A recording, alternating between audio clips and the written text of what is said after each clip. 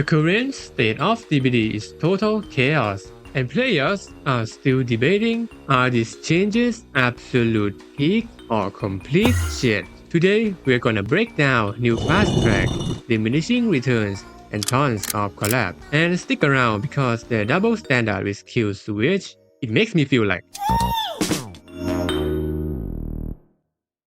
Let's start with Fast Track, a perk from Lee Yunjin. She is a selfish music producer. Still, Fast Track fits her perfectly. Like, it rewards you for doing nothing while your teammates suffering. In our Q comeback, every hook gives you tokens and convert them into 2% permanent gen progress. So in worst case scenario, you get tunnel out. You get no value from it. But base case scenario, a full squad brings it, and the killer being good guy get 8 hooks before the first kill. That generates 90 tokens, which means 180 permanent gen progress. Even though it rarely happens, but the math strongly encourages killers to tunnel or slack early.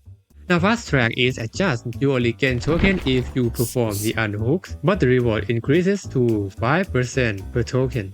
So worst case scenario, you get no value if you get tunnel out or your team steals all the unhooks. Base case scenario, you get all 6 unhooks, you earn 18 tokens, 90 permanent gen progress. So mathematically, it's a huge nerf to the overall team and force a selfish survivor into a team player. What I think is still a pain in the ass for killers since you get both unhook and gen progress at the same time. Thank God it get nerfed. Why Fast Track forces you to be useful? Behavior's next system force you to be boring. Let's talk about diminishing returns. Let me explain. Think of it as a tax on your power, items, perks, and offerings. The game no longer lets you buff identically if you bring multiple perks that do the exact same thing, such as repairing speed, healing speed. The game will penalize you by prioritizing the highest percentage. To give you a clear picture, haste builds are the perfect case study, because you can literally see the effects on the right side of your screen. As you can see here, I run agitation for 18% haste and 1 stack of play with your food for 5. That should be 23, right? Nope. It shows 20.5. That's agitation at 100% and play with your food cut by half, so it's 2.5. Because of this math, the system punishes you harder based on how big the numbers are. The most obvious victims are healing builds, since their perk casually sit between 50% to 100%. The next are the fun niche builds, fast spotting, fast pallet breaking. Honestly, I'm disappointed that these perks get nerfed out of nowhere.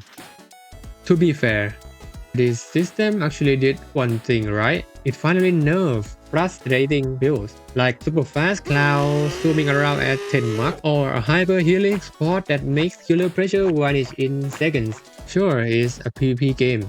It's normal to be fun for only one side, but let's be real. Dealing with those was a nightmare for everyone. So good job, behavior.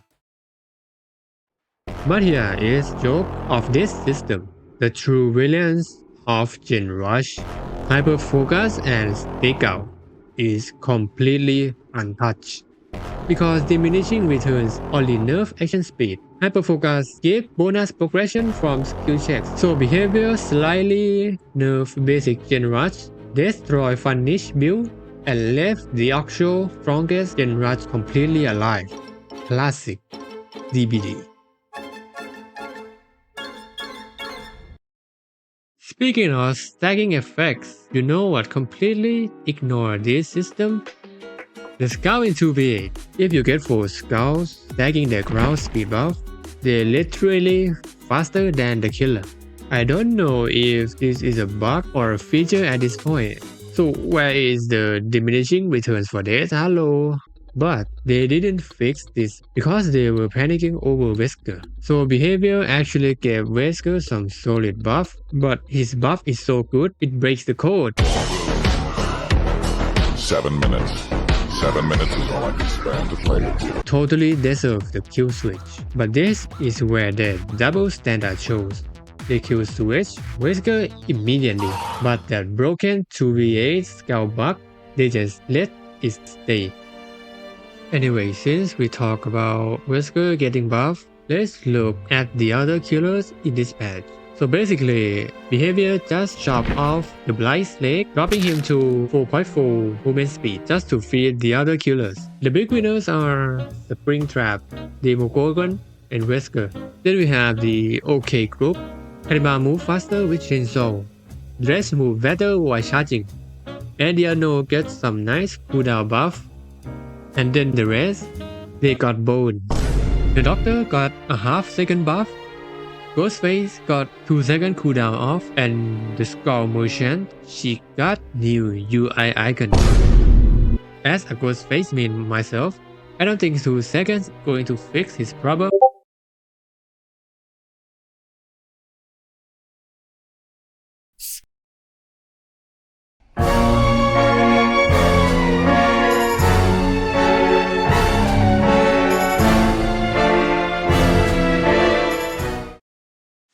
The saddest part of this killer update is the one who desperately needed a buff got nothing. The Trapper. I honestly thought he would get some love this patch because of AOT collab.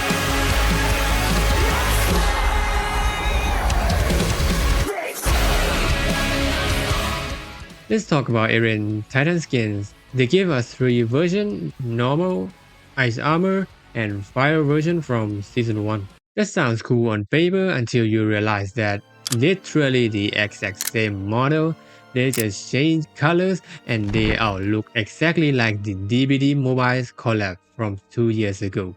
No new in-game effects or custom animations, yet they still sell them as separate skins for 1485 each or 2250 in a bundle. And don't even get me started on the Mori. But wait, just look at the lobby animation. I showed this to a friend who doesn't even play DBD and they were confused. I have no idea how this passed quality control. And to make this even sadder, I went back and looked at the DBD mobiles version from 2 years ago. The mobile version actually had a real boxing stance. It dodged a punch, left straight and punched the ground. It looks great, so basically the current PC version is downgrade from an old mobile game. So if Eren Titan is the shit of this patch. Let's look at the peaks.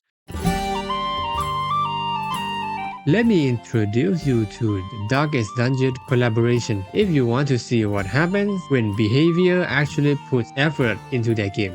Just look at the collector skin. At first, I thought the Knight would be better fit. The design is so good, it completely changed my mind, especially the audio. They changed her annoying shrieks into a creepy spirit sound.